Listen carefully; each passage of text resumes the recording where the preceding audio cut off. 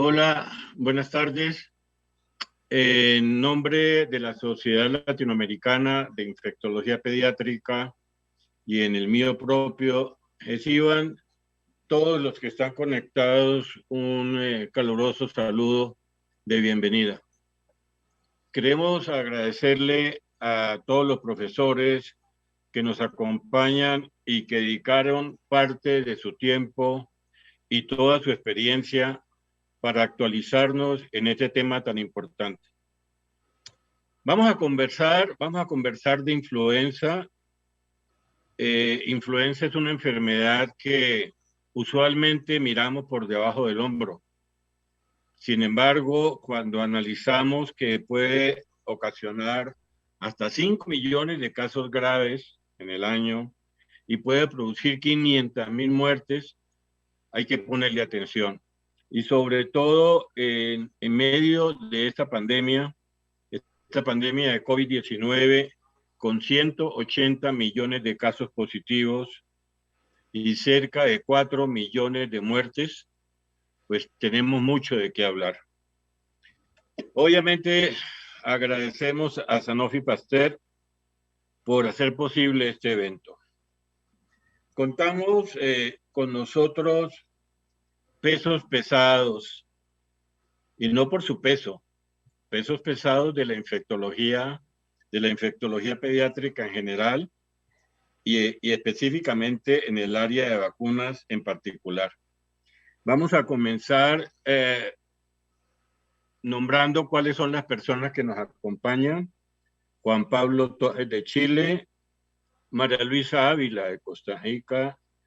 Carlos Torres de Colombia, Xavier Sáenz de Panamá, Ángela Gentile de Argentina. Ellos todos hablan un mismo lenguaje. Todos son infectólogos pediatras, todos son miembros del comité de vacunas, todos son parte importantísima de SLIPE, todos son motores para que el SLIPE esté participando activamente en la educación médica continuada y tienen todo nuestro agradecimiento, todo nuestro cariño, todo nuestro respeto y toda nuestra admiración. Gracias a ellos, gracias a todos, el SLIPE sigue siendo grande. Vamos a comenzar con Juan Pablo, dijimos que viene de Chile. Juan Pablo nos va a hablar de la circulación del virus de la influenza, la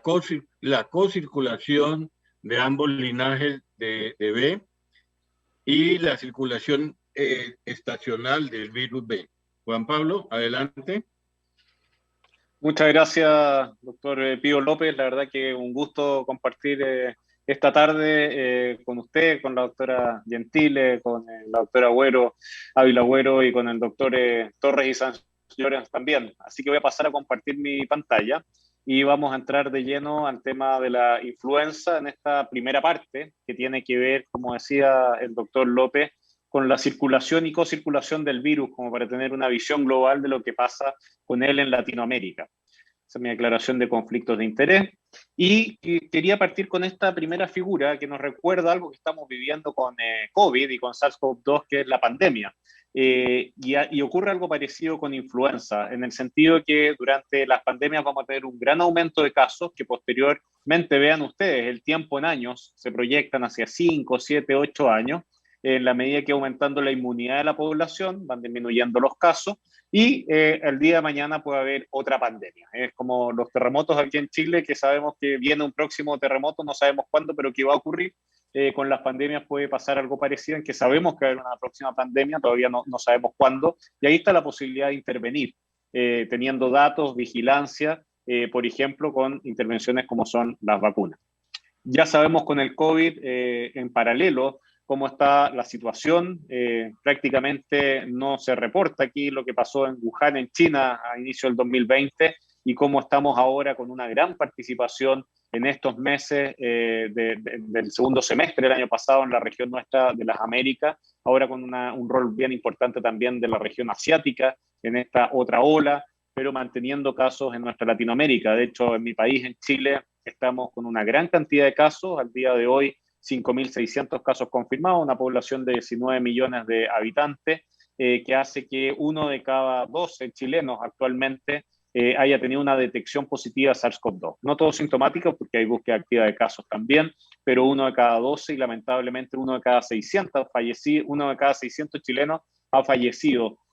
con o con la detección de SARS-CoV-2, y estamos actualmente con muchos casos y con una ocupación bastante muy alta en el borde crítico de las unidades de cuidados intensivos en el país.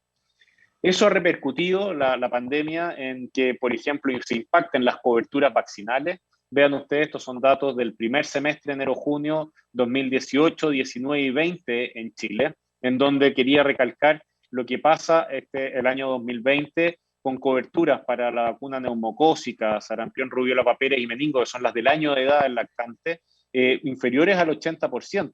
siendo que antes estaban por sobre el 80, 85, casi 90%, y a los 18 meses bajo el 70%. Sin duda que eso es un factor de preocupación no solo en Chile, sino que en toda Latinoamérica, a diferencia un poco, afortunadamente, lo que ha pasado con la vacuna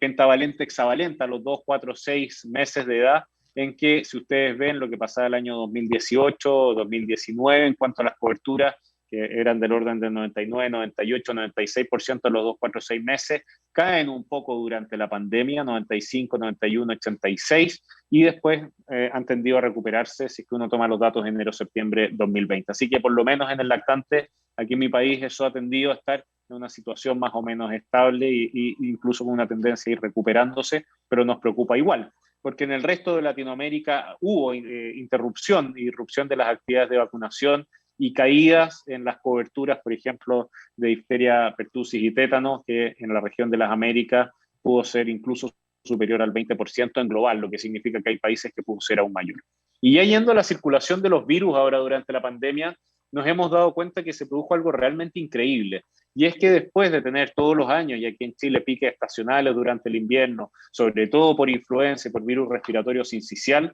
vemos que desde que parte la pandemia, en marzo del 2020, tenemos una curva básicamente plana de los otros virus respiratorios. Por primera vez, yo creo que en la vida nuestra, hemos tenido temporadas sin ver circulación de virus respiratorio sincicial y también caídas bien importantes de virus influenza a niveles también muy sospechadamente bajos, lo que no quita que tengamos que estar atentos y reforzar justamente la vacunación no solo de COVID, sino que también la de influenza, porque puede ocurrir, y aquí hay datos de Australia, Reino Unido, Francia y Estados Unidos, para virus respiratorio sincicial, no son datos de influenza, en donde ustedes pueden ver cómo hay repunte de casos a fines de los últimos meses del año pasado en Australia, en el hemisferio sur, o alguna repunte de algunos casos de virus respiratorio sincicial en el hemisferio norte, en Inglaterra, y también de cuadros de bronquiolitis en Francia, o lo que se está viendo en términos de detecciones de virus respiratorio sincicial que habían estado muy planas en Estados Unidos y que de alguna manera ya puede haber un aumento, incluso en una temporada que no es la habitual, para la presentación de los virus respiratorios. Se pueden desordenar un poco su epidemiología ahora durante la pandemia de otro virus respiratorio, así que tenemos que estar muy atentos a lo que pase, no solo con BRS, sino que también con influenza. Si vamos a ver qué es lo que ha pasado más bien históricamente, hasta antes de la pandemia con influenza, esta es una publicación de hace uno o 2 años atrás, de varios de los aquí presentes, vemos que puede haber una estacionalidad en diferentes partes de nuestra región americana, de norte a sur, en general en las zonas con climas más templados, con pics de preponderancia en el invierno de circulación de influenza o peri-invierno, y en climas más tropicales o continuos, más de tipo Caribe, puede ser un poco más continuo la circulación sin pics tan claros. Y respecto a influenza B, los patrones de circulación en Latinoamérica pueden ser, como vamos a ver un poquito más adelante, muy alternantes o bastante impredecibles, porque sabemos que existe una influenza A con diferentes tipos, H1N1 y H3N2 principalmente, actualmente en circulación, y los linajes B, que son 2, linaje B Victoria o B Yamagata. Y esos pueden ser bastante impredecibles, como vamos a ver. También podemos ver de que van a haber algunos países, dentro de esta misma publicación en detalle, si lo quisieran consultar, que pueden tener, y de acuerdo probablemente a sus climas y a sus temperaturas durante el año,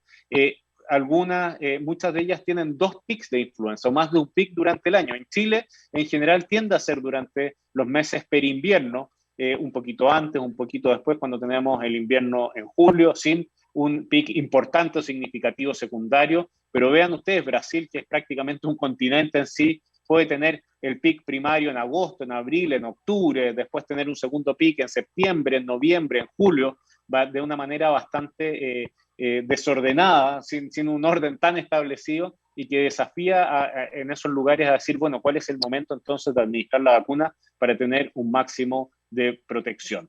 Y en ese sentido tenemos que tener y mantener buenas vigilancias. Vemos aquí también algunos ejemplos en esta misma publicación en la que participamos, como la mayoría de los países tiene vigilancias centinelas: Argentina, Brasil, Chile, Paraguay, Perú, reportes a la red de flu, ocupar definiciones de casos, tanto de casos sospechosos como de casos confirmados, y hacer vigilancia con la mejor calidad de datos, ojalá, para tomar buena decisión en la prevención de la infección. Por ejemplo, en Chile tenemos una definición de enfermedad tipo influenza que se desafía bastante con lo que ahora se nos... Si yo les dijera fiebre, tos y mialgia, esta podría ser perfectamente la definición de un COVID-19 en este momento. Así que las cifras claramente aquí se empiezan a mezclar bastante. En centros centinelas a lo largo del país, y definir también los cuadros más graves, que ahí aparece la definición, y tener también hospitales centinelas para ir registrando esos casos y ver qué es lo que pasa con influenza. Y también en el país se incorporó hace ya un tiempo laboratorios en donde se puede hacer reacción de polimerasa en cadena o PCR, y hacer estudios de los subtipos para ver cuáles son los subtipos de influenza que están circulando, ya sean A o B, el linaje Victoria y Yamagata, como mencionaba anteriormente. Y así, por ejemplo, en el quinquenio 2015 a 2019, como para tener una idea de lo que ocurre en Chile, vemos que más o menos entre el 75 al 85%, pero a veces hasta un 60%, o sea, entre un 60 y un 85% de los casos predomina influenza A en el país durante este periodo de tiempo, y más o menos en un cuarto, ¿no es cierto?, entre un 16, un 25, un 38%, puede predominar influenza de tipo B, ya sea con el linaje Victoria o sea con el linaje Yamagata. Respecto a influenza A, sabemos que también es alternante, y vean ustedes aquí en azul, preponderancia influenza H1N1, por ejemplo, en Chile el 2016 y el 2019, y entre medio el 17 y 18 con influenza, con un tipo de influenza H3 que se alterna, digamos, con H1N1, y que influenza B aparece, o antes de que se nos desordenara la pandemia, el pic de influenza B un poco posterior, ya en los meses más de primavera, circulando, y a veces, como fue el año 2019, con pic bien importantes y bastante parecidos o mayores a lo que es influenza. Así que claramente estamos frente a una situación muy dinámica. Lo mismo podemos observar, por ejemplo, en Argentina, en donde tenemos aquí también los datos 2016-2019, en donde influenza A, fíjense ustedes, H1N1 de la cepa 2009 predomina el año 2016, 2018, después el 2017, al año siguiente, vemos una mayor cantidad de influenza A, H3, algunos sin determinar, influenza B en cocirculación con influenza A como el 2017, o en etapas posteriores como lo veíamos más habitualmente en Chile. Así que claro,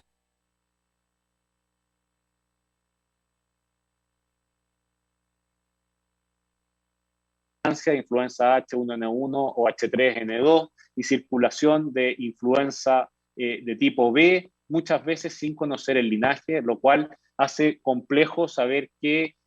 vacuna se va a escoger si es que uno opta por vacunas trivalentes y no tetravalentes, en donde solamente sabemos que en las vacunas trivalentes escogemos un solo linaje B versus la tetravalente que tiene incluidos los dos, Victoria y Yamagata. Y Uruguay también con menos casos, pero con una situación muy similar. Así que claramente una situación dinámica. Si vamos a ver ahora, no la influenza en general, sino que los casos de infección respiratoria aguda grave, por ejemplo, los de mi país, entre el año 2013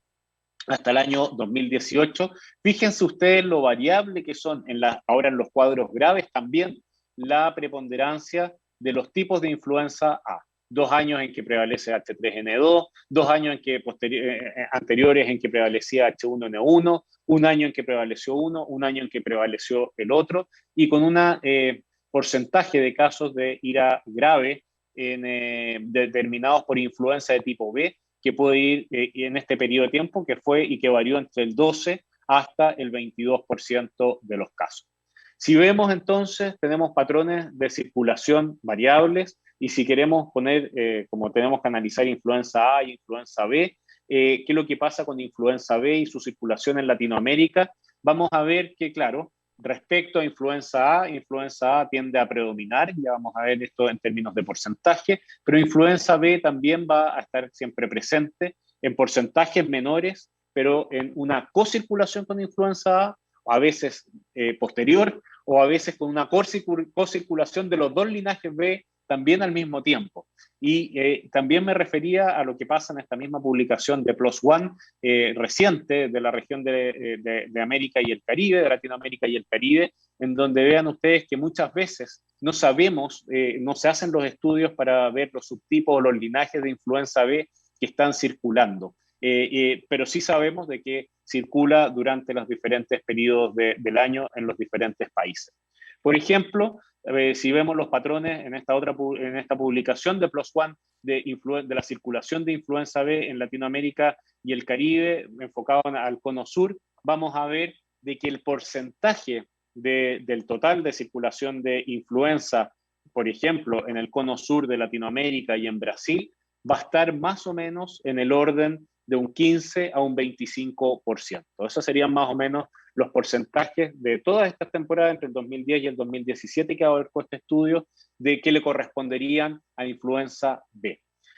Y dentro de eso, a veces puede ocurrir, no vamos a entrar en detalle aquí en Cono Sur, en que, por ejemplo, el año 2010 en Argentina, influenza B haya llegado a una cifra mayor, que puede ser hasta un 40%. Pero si vamos al promedio, va a estar probablemente más cercano al 20%. Y si comparamos el linaje Victoria con el linaje Yamagata de influenza B, vamos a ver qué ocurre no solamente aquí en Latinoamérica, sino que en Estados Unidos, Australia, Nueva Zelanda, Japón y China, una situación que también es similar. Vale decir, influenza B y sus linajes pueden, fíjense ustedes, estar cocirculando o puede haber circulación de un año de uno o después de otro, y preponderancia un año de uno o preponderancia otros años de otro. Así que es una situación en donde la mayoría de las veces vamos a tener un patrón mixto y que es bastante impredecible, tal como lo muestra. Esta es otra información de 13 años de diferentes regiones en diferentes continentes del planeta, y vean ustedes que en diferentes periodos de tiempo podemos tener circulación. Por ejemplo, aquí lo que se muestra es la máxima circulación en este periodo que tuvo influenza B, también puede predominar algunas veces por sobre influenza A, llegando a tener porcentajes de casi un 87, casi 80, 60, 50% respecto a lo que puede ser el influenza A. Así que ese es el desafío, es saber de que existe influenza A y influenza B, a que vamos a tener cocirculaciones. Como bien dice esta publicación, y si hacemos el foco en Latinoamérica, la mayoría de la influenza que predomina en nuestra región, por ejemplo, en este periodo de tiempo, ¿no es cierto?, en varios brotes 2004-2012, va a ser en el 90% de los casos una preponderancia de influenza A y casi un 10% de influenza B. Pero si vamos a ver los casos totales y cuánto da cuenta de influenza B, como les decía, va a estar en el orden del 20, 21, 23% aproximadamente, con picos que además pueden variar región a región según su clima, según su temporalidad, o como vemos ahora, si es que hay una cocirculación de otro virus como es SARS-CoV-2 que nos viene a desordenar la vigilancia y la temporalidad a las cuales estábamos acostumbrados. ¿Qué influencia puede tener eso respecto a la vacuna que se escoja? Si empezamos a ver ahora un paralelo entre el linaje circulante, la vigilancia epidemiológica y la vacuna que se escoja. Por ejemplo, yo les había mencionado, son datos de mi país, nuevamente de Chile, entre el 2015 y 2016, que teníamos un 23% de circulación o detección de casos de influenza B, en donde nuevamente tenemos un año en que puede predominar un linaje, puede ser Yamagata, al año siguiente Victoria, al año siguiente Yamagata, y así sucesivamente puede ser alterno, y principalmente los casos de influenza B al igual que los de influenza A, van a ocurrir principalmente en niños menores de 10 años. Y esto de alguna manera motivó a que desde el año pasado en Chile se ampliara el rango de vacunación de ya no solo de los lactantes de 6 meses hasta los 2 años o 3 años o 5, sino que se vacunan actualmente por Programa Nacional de Inmunizaciones todos los niños desde los 6 meses de edad hasta los aproximadamente 10 años de edad o hasta el 5º año de escolaridad básica para ampliar la protección en el país. Y la concordancia vale decir cuántas veces, porque Chile y prácticamente todos nuestros países en la región usan vacunas trivalentes, vale decir que incluyen 2 tipos de influenza A, que en su mayoría estos últimos años ha sido H3N1, H1N1 y H3N2, más un solo linaje de B, ya sea Victoria o apuesta de acuerdo a los datos que circularon, por ejemplo, en el hemisferio norte en la temporada anterior, podemos ver de que según el linaje B que circuló en Chile estos años entre el 2012 y 2016, por ejemplo, el match que hubo en concordancia con el linaje que contuvo la vacuna trivalente de uso en el Programa Nacional de Inmunizaciones, la verdad es que fue un match de solamente el 50%. O sea, vale decir, es casi un cara o sello respecto a si es que hubo concordancia entre el linaje que circuló con el que estaba contenido en la vacuna trivalente. Y eso no solamente en Chile, sino que aquí hay otro trabajo presentado en ESPID, en el Congreso Europeo de Infectología Pediátrica, en donde el match fue exactamente también de un 50 y un 50%. Y para terminar entonces, si vamos a ver y resumir la circulación de influenza B en Latinoamérica entre el 2010 y el 2017, vamos a ver que el match que hubo entre el tipo, el linaje influenza B circulante y lo que escogió cada país en Latinoamérica, que está incluido en su vacuna trivalente, vamos a ver de que el mismatch, aquí baja un poco el mismatch o que no fue concordante, la no concordancia entre vacuna y linaje circulante, que fue de un 32%. Entonces, entre un tercio y la mitad de las veces vamos a tener un mismatch entre el linaje que circula versus el que está contenido en la vacuna. Por lo tanto, y como conclusiones en esta primera conversación, podemos decir que influenza es una infección de alto impacto, que es variable y bastante dinámica en el tiempo. Afortunadamente tenemos vacunas para prevenir la enfermedad. Ya vimos lo que fue la pandemia del 2009 de la influenza H1N1 versus lo que estamos viviendo ahora en COVID. En ese momento teníamos vacunas que se adaptaron y teníamos también antivirales. Pero tiene impacto, como lo decía el doctor López, en enfermedad moderada grave, hospitalización y muerte, y ese rol que también lo estamos viendo con varias vacunas de COVID, de la vacuna de influenza, es extremadamente importante. La circulación variable de los tipos de influenza A y B, ya sea con cocirculación y con pics, que también pueden ser variables o en varios pics durante el año, y que resumir que la influenza B causa más o menos entre un cuarto o un quinto de los casos en nuestra región de Latinoamérica, cercano al 20% en general, y en los casos de ira grave baja un poquito a probablemente cerca de un 15% con algún más o menos determinado. La circulación de un otro tipo de linaje es bastante impredecible, y la clínica también, los cuadros clínicos entre influenza A e influenza B es bastante similar, y en general no observamos protección cruzada en la vacuna de un tipo de influenza versus el otro.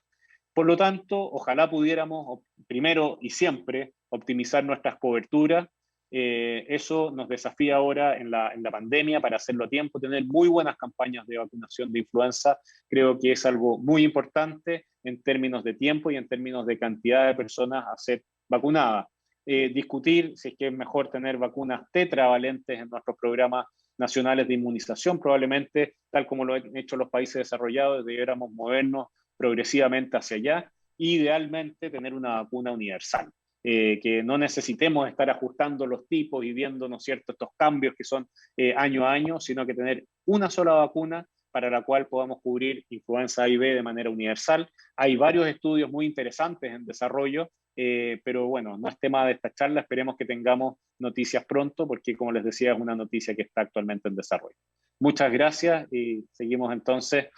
con la siguiente presentación.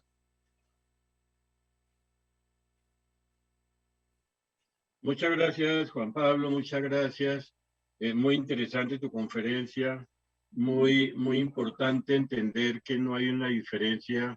clínicamente entre influenza A e influenza B, y muy importante pensar que la influenza B puede hasta dar un 15% de enfermedades graves, de tal manera que optimizar la cobertura me parece una acción muy necesaria.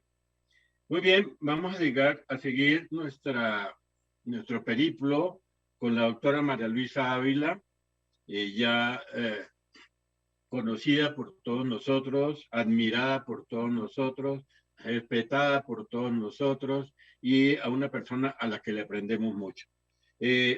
María Luisa nos va a hablar de influenza y COVID, similitudes y diferencias. María Luisa.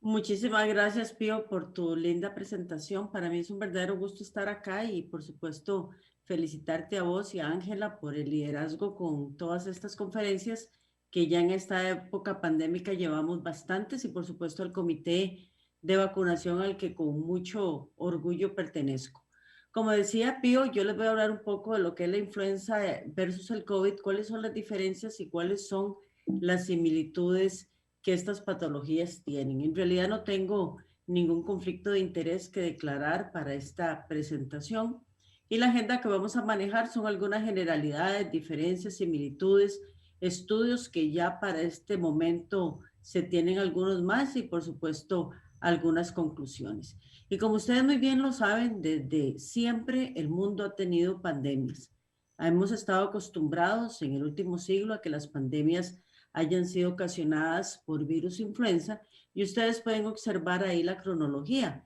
Desde 1918 con la mal llamada influenza española hasta el 2009 donde tuvimos la influenza por H1N1 y por supuesto de manera más reciente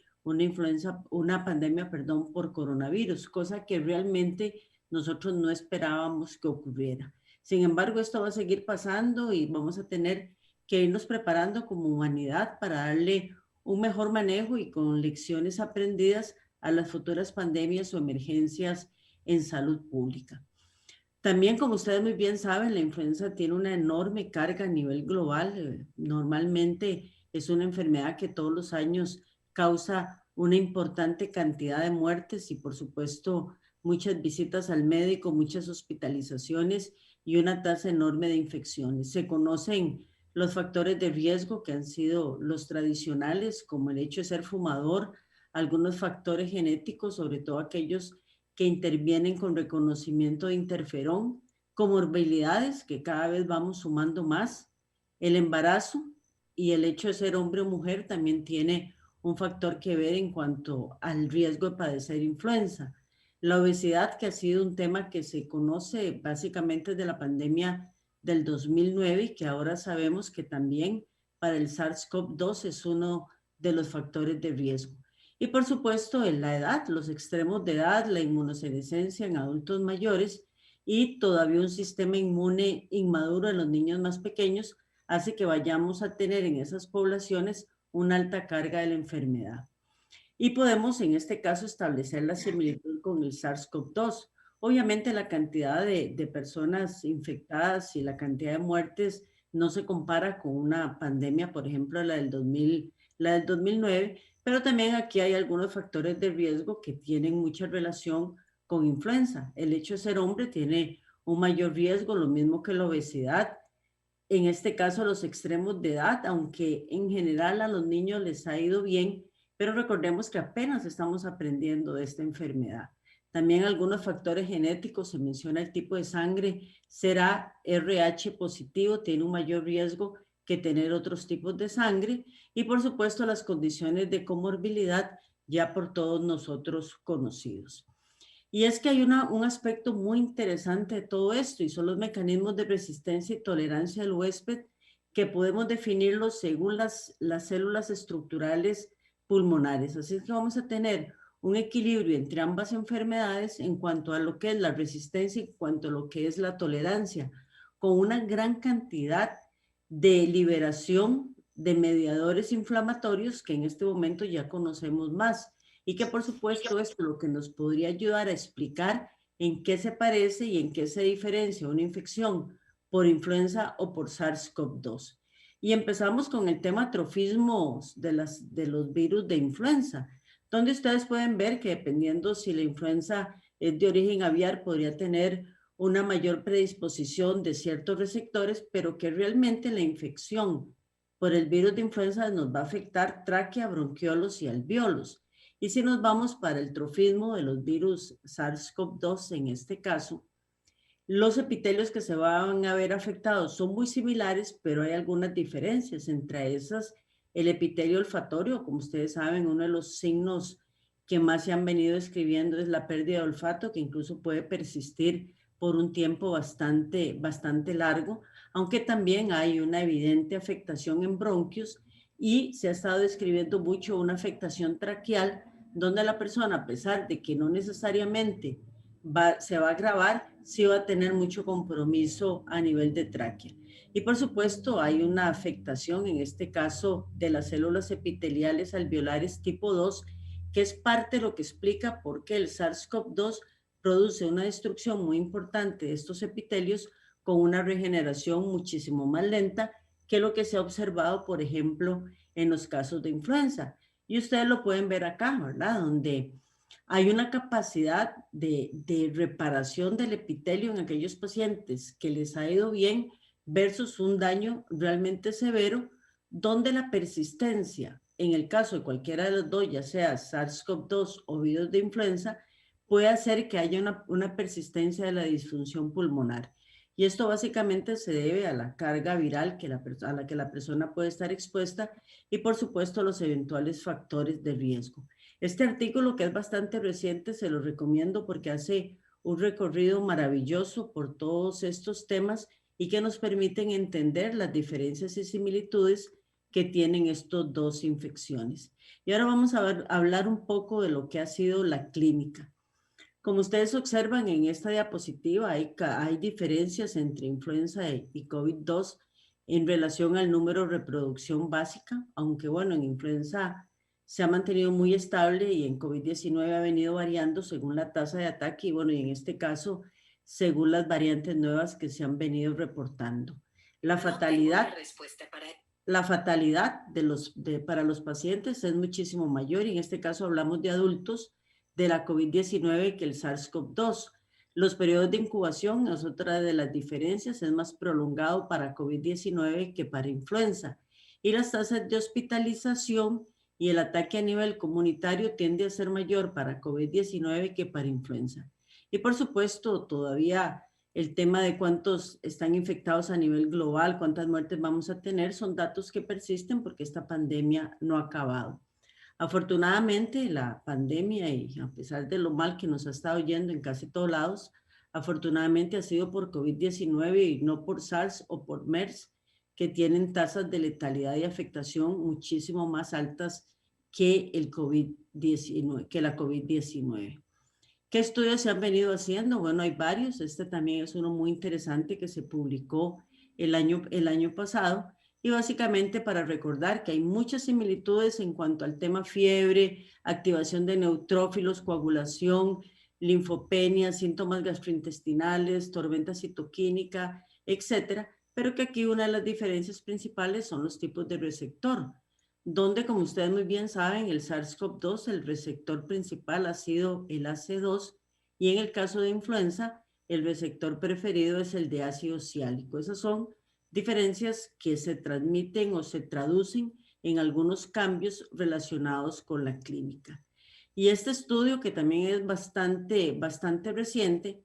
les puede mostrar a ustedes las diferencias, pero en realidad hay más similitudes en cuanto a la clínica que diferencias. Vamos a ver algunos detalles de estudios pediátricos que se han venido reportando, pero básicamente todo dolor de garganta, rinorrea, dolores musculares, van a estar tanto presentes en la COVID-19 como en las infecciones por influenza. Pero hay algunas características como, por ejemplo, que COVID-19 va a presentar más brote cutáneo, más compromiso de conjuntivas y de mucosas de lo que presenta el virus influenza. Esta es una comparación en relación con niños con COVID-19 versus influenza A y B, que como decía hace un rato Juan Pablo, en realidad influenza B tenemos que tomarlo muy en consideración y muchas veces no lo estamos haciendo.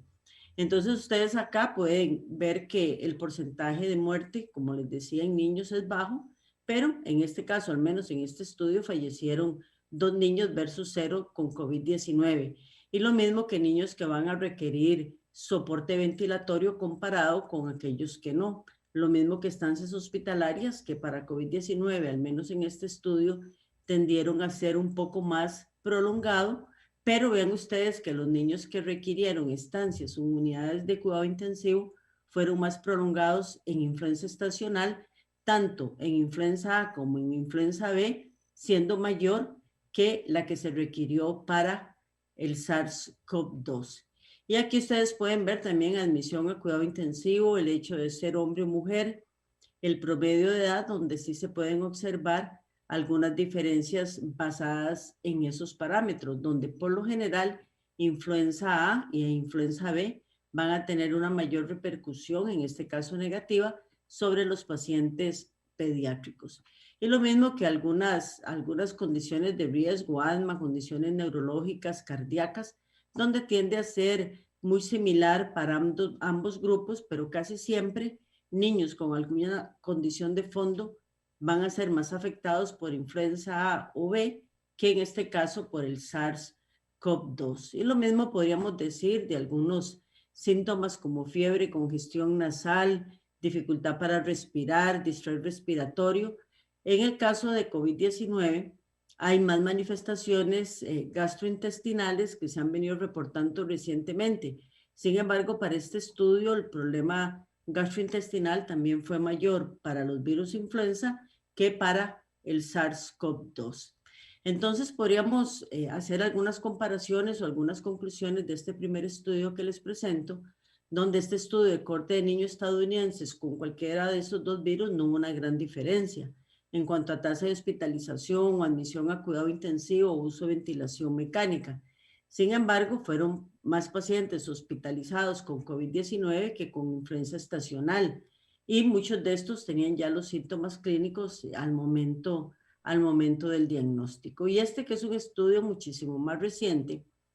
que abarcó 585 niños que fueron hospitalizados por síndrome de dificultad respiratoria causada por el virus de influenza o por los virus SARS-CoV-2, ustedes pueden observar cómo la diferencia más marcada fue en el caso de la edad para SARS-CoV-2, donde los niños mayores de 7 años fueron más hospitalizados que los niños menores. Pero la afectación, por ejemplo, en cuanto a grado de temperatura, cantidad de tos, vómitos, rinorrea, dificultad respiratoria y cantidad de flemas que estaban produciendo, fueron mayores en aquellos niños afectados por los virus de influenza que los niños afectados por el SARS-CoV-2. Y este mismo estudio ustedes pueden ver con algunas características importantes de enfermedad moderada,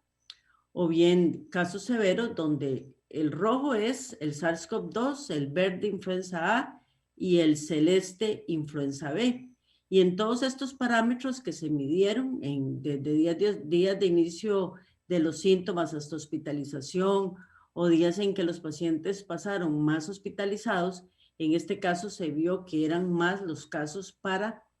el virus SARS-CoV-2. Sin embargo, casos que fueron moderados o de leves a moderados predominaron más aquellos que fueron producidos por influenza A o bien por influenza B. Y este es el mismo estudio donde hace algunas otras comparaciones en cuanto a, por ejemplo, el daño a nivel cardíaco, donde pueden observar cómo para los virus influenza, ya sea A o B, fue muchísimo mayor que para el SARS-CoV-2. Lo mismo que problemas a nivel hepático, en este caso, los síntomas fueron mayores para niños afectados con la COVID-19. Y con relación también a otros datos como injuria pulmonar fue mayor para influenza, neutropenia fue mayor para influenza. Entonces ustedes ven cómo en realidad para el paciente pediátrico, una vez que se tienen más estudios y se ha logrado hacer la comparación entre ambos agentes infecciosos, resulta que tener influenza es muchísimo más grave, al menos en este momento, que tener el SARS-CoV-2. Sin embargo, quizás, y ya estas son mis últimas diapositivas, para mencionarles que quizás la diferencia más importante y más notoria es que influenza no nos produce un síndrome inflamatorio multisistémico. SARS-CoV-2 sí no lo está produciendo. Y estamos viendo, y Juan Pablo es uno de los que más ha estado publicando en el tema, lo mismo que Rolando y yo aquí en Costa Rica. Esta es una patología a la que le tenemos que tener cuidado y es quizás el componente más grave de la enfermedad. La buena noticia, por lo menos para adultos, es que se ha visto que tanto en cuanto a hospitalización, uso de ventilación mecánica, estar en cuidado intensivo y estancia hospitalaria, es preferible a aquellas personas que les da la COVID-19 estar vacunados contra influenza que no estarlo. Para muerte no hubo una diferencia que haya sido significativa y de nuevo, este es un estudio muy reciente publicado para adultos, pero que podríamos eventualmente ver en el futuro para tratar de extrapolar qué pasa con nuestros pacientes pediátricos cuando se compara aquellos vacunados con influenza y que sufren un caso de COVID-19 versus aquellos que no han sido vacunados. ¿Qué podemos concluir? Bueno, que son dos entidades muy diferentes que tienen algunas similitudes entre sí, que COVID-19 es más grave e impredecible para la población adulta, pero que sin embargo influenza es más grave y con una mayor carga para nuestros pacientes pediátricos. Que afortunadamente a este momento tenemos vacunas para ambas condiciones. La vacuna de influenza ya muchos países, Costa Rica empieza ahora el lunes a aplicar la vacuna tetravalente contra influenza a las poblaciones de riesgo. Ya tenemos vacunas y son vacunas que esperemos que al igual que pasó el año pasado, las coberturas que se alcancen sean coberturas altas. Y bueno, esto sería lo que me gustaría compartir con ustedes y por supuesto agradecerles su atención. Y aquí tienen mis contactos para cualquier información extra que deseen. Para mí será un gusto. Gracias. Gracias María Luisa. Gracias por la excelente presentación. Gracias por enfatizar que influenza es una enfermedad grave, que hay que ponerle mucha atención. Afortunadamente, el SARS-CoV-2 o el COVID-19 no da tan fuerte en los niños, porque sería eso el colmo de la mala suerte. Y felicitaciones a Costa Rica por su esquema de vacunación. Para nuestros oyentes que no saben, María Luisa fue ministra de Salud de Costa Rica e implementó uno de los mejores esquemas de vacunación que tenemos en América Latina. Así que no nos cansamos de felicitarla. Muy bien, vamos a seguir con Carlos Torres, que nos va a hablar sobre desafíos diagnósticos, accesibilidad de las nuevas técnicas moleculares.